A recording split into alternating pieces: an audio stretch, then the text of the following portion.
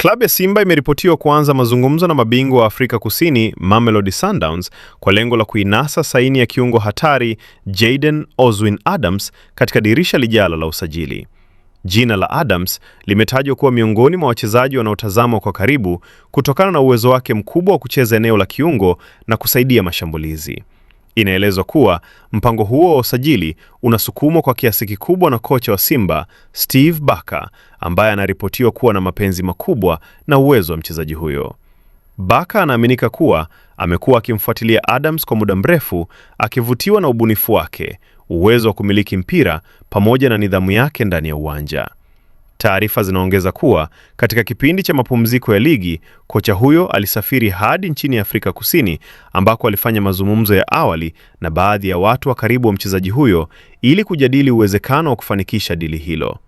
Kwa upande wake, Adams ambaye kwa sasa anakipiga ndani ya kikosi cha Mamelodi Sundowns amekuwa katika kiwango bora na ni miongoni mwa viungo wanaotegemewa katika kikosi hicho.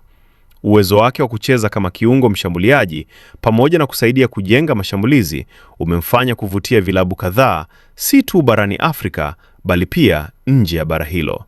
Hali hiyo inafanya mchakato wa kumpata kuwa mgumu zaidi kwa Simba kutokana na ushindani unaoweza kujitokeza kutoka kwa vilabu vingine vyenye uwezo mkubwa wa kifedha. Aidha, Mamelodi Sundowns ni klabu yenye msimamo mkali linapokuja swala la kuwaachia wachezaji wake muhimu, jambo ambalo linaweza kufanya mazungumzo hayo kuwa ya kina na yenye kuchukua muda.